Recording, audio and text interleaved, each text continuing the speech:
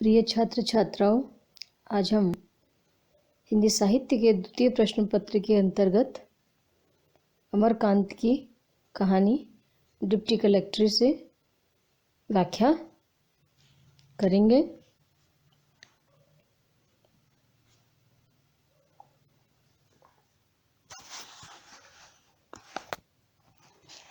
शकलदीप बाबू पूजा पाठ करते, कचहरी जाते, दुनिया भर के लोगों से दुनिया भर की बातचीत करते, इधर उधर मटर गश्ती करते और जब खाली रहते तो कुछ न कुछ खाने को मांग बैठते। वह चटोर हो गए और उनको जब देखो भूख लग जाती। इस तरह कभी रोटी गुड़ खा लेते, कभी आलू भुनवाकर चख लेते और कभी हाथ पर चीनी ही देकर फाँक जाते। भोजन में भी वे परिवर्तन चाहने लगे थे। कभी खिचड़ी की फरमाइश कर देते, कभी सत्तू प्याज की, कभी सिर्फ दाल रोटी की, कभी मकुनी की और कभी सिर्फ दाल भात की। उनका समय कटता ही नहीं था और वे काटना चाहते थे।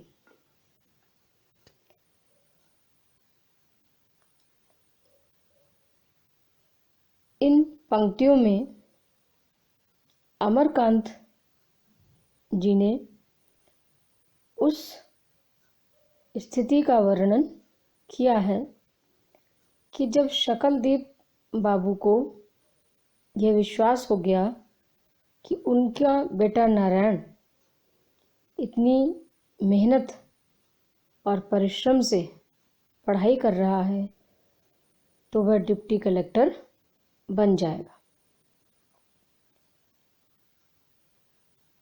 और वे इस बात से उन पर मनोवैज्ञानिक कुछ असर हुआ और वे स्वयं को अति व्यस्त व्यक्ति मानने लग गए।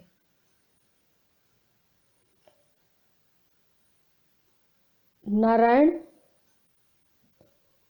परीक्षा में तो उत्तीर्ण हो गया था और इंटरव्यू के लिए उसका चयन हुआ, तो अभी इंटरव्यू का परिणाम नहीं आया था।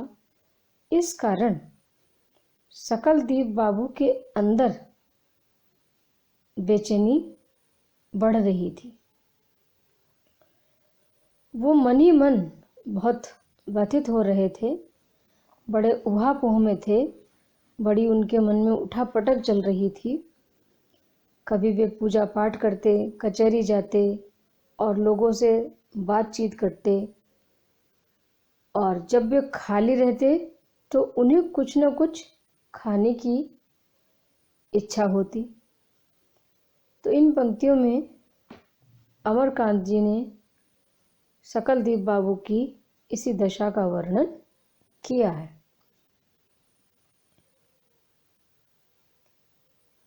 कहानीकार अमरकांत जी बताते हैं कि शकलदीप बाबू पूजा पाठ करते, कचहरी जाते, दुनिया भर के लोगों से दुनिया भर की बातचीत करते, इधर उधर मटर गश्ती करते, जब खाली रहते तो कुछ न कुछ खाने की मांग करते।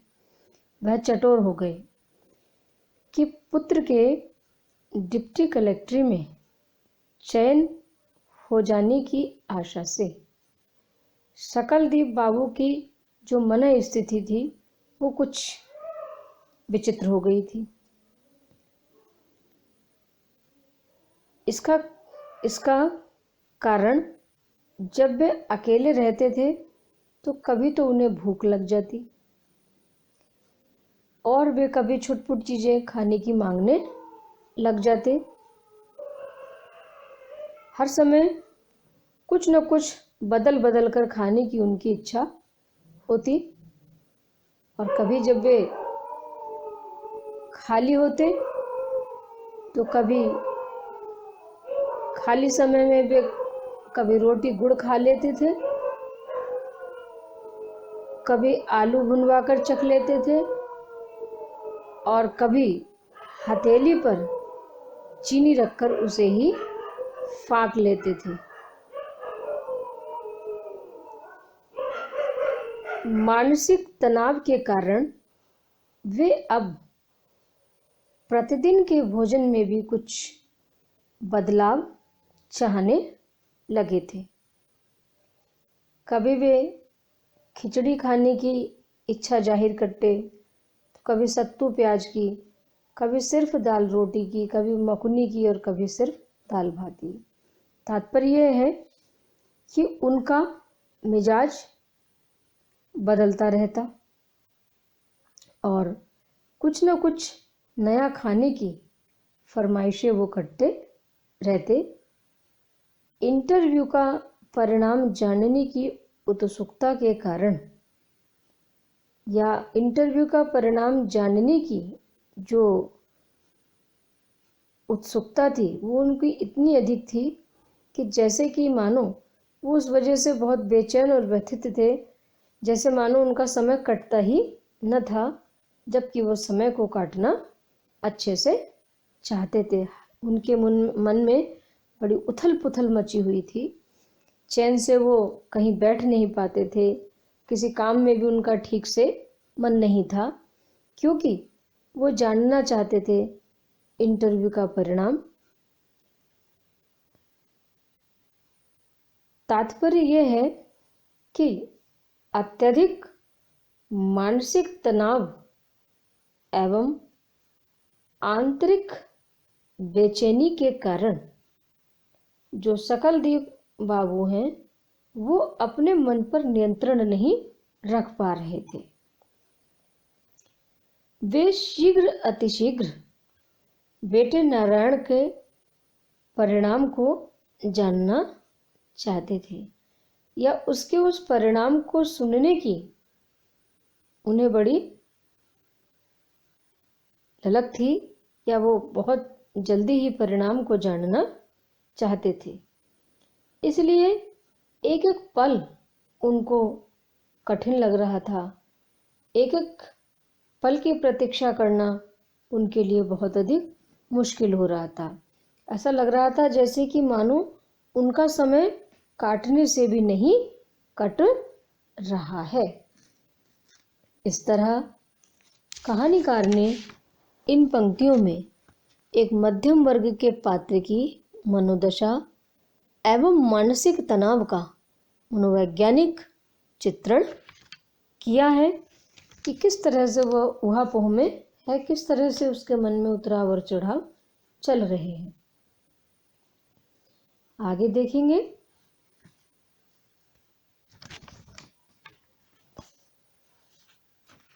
वह छड़ी को उठाते गिराते, छाती पर सिर गाड़े तथा शिव शिव का जाप करते, हवा के हल्के झोंके से धीरे धीरे टेढ़े तिरछे उड़ने वाले सूखे पत्ते की भांति डगमग डगमग चले जा रहे थे।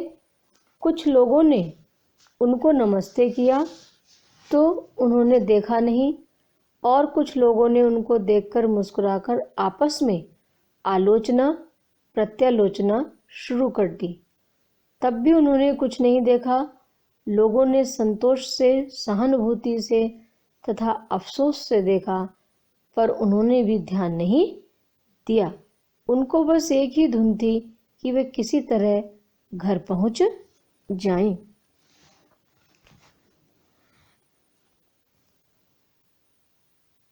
सकलदीप बाबू को अपने बेटे के डिप्टी कलेक्टर बनने का पूर्ण विश्वास था।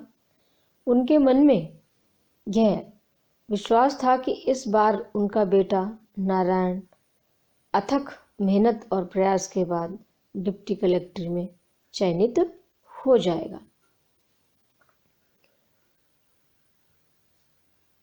वो प्रतिदिन ईश्वर के मंदिर में दर्शन करने जाते, पूजा पाठ में लगे रहते। जब वो मंदिर में दर्शन करने गए थे और वहाँ से दर्शन करने के बाद वापस निकले, तभी जंग बहादुर सिंह ने उन्हें यह बताया कि डिप्टी कलेक्टरी का नतीजा निकल गया है। नारायण का नाम उसमें है, लेकिन कुछ पीछे है।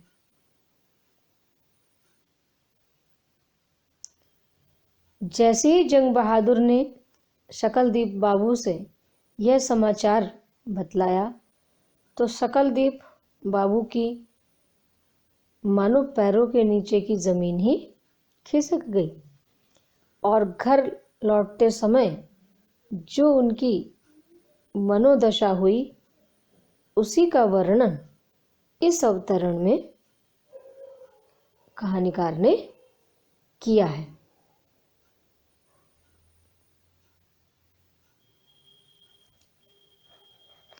कहानीकार अमरकांत जी कहते हैं कि वह छड़ी को उठाते गिराते छाती पर सिर गाड़े तथा शिव शिव का जाप करते हवा के हल्के झोंके से धीरे धीरे टेढ़े तिरछे उड़ने वाले सूखे पत्ते की भांति डगमग डगमग चले आए।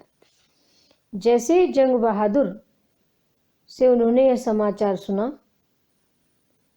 कि डिप्टी कलेक्ट्री का परिणाम आ गया है तो शकलदीप बाबू मंदिर से घर के लिए तेजी से चल दिए। जल्दी जल्दी चलने के कारण वो थक भी गए थे और रास्ते में एक पेड़ के नीचे वो थोड़ी समय के लिए खड़े भी हो गए।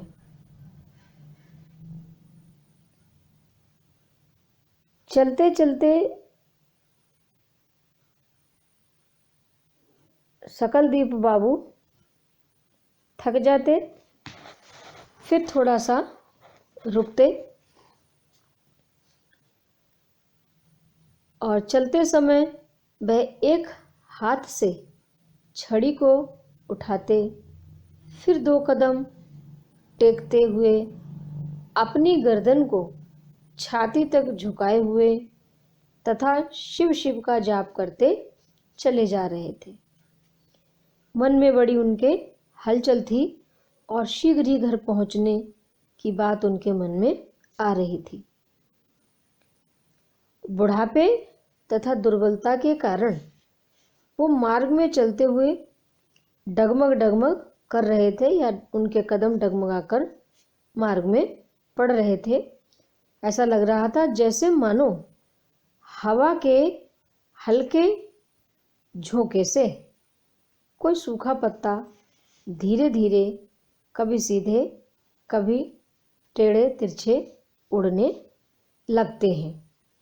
अर्थात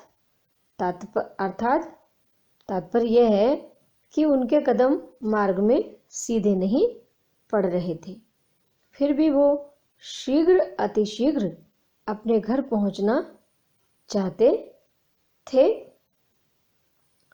और उनके कमजोर कदम हवा में झूलते हुए से लग रहे थे।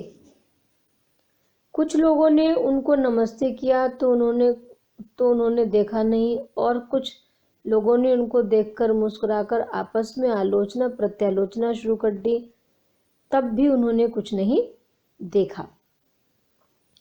रास्ते में उन्हें बहुत से लोग मिले, कुछ ने उनके सम्मान में आदर में उनको नमस्ते भी किया, कुछ उनसे बातचीत भी करना चाह रहे थे, लेकिन शकलदीप बाबू इतनी जल्दी में थे कि उन्होंने किसी की ओर देखा भी नहीं।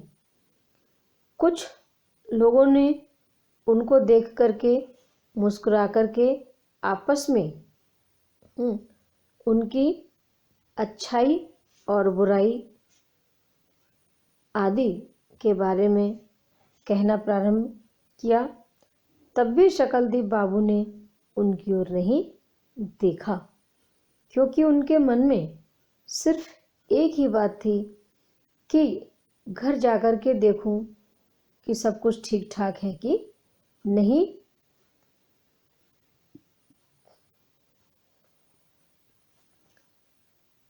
कुछ लोगों ने मार्ग में उनके प्रति सहानुभूति प्रदर्शित की कि परिश्रम करने पर भी और परीक्षा में उत्तीर्ण होने पर भी बेटा डिप्टी कलेक्टर नहीं बन सका। कुछ ने उन्हें सकुशल देखकर संतोष प्रकट किया, तो कुछ ने उन्हें इंटरव्यू में नंबर काफ़ी पीछे रहने के प्रति अफसोस भी जाहिर किया, परंतु सकलदीप बाबू ने किसी को प्रत्युत्तर में कुछ भी नहीं कहा और किसी की तरफ उन्होंने देखा भी नहीं। बस वो अपनी गर्दन को झुकाए हुए चलते चले जा रहे थे। उस समय उनको एक ही धुन थी, एक ही बात उनके मन में थी कि किसी तरह से शीघ्रता से घर पहुंच जाऊं और ईश्वर करे घर पर सब ठीक ठाक हो।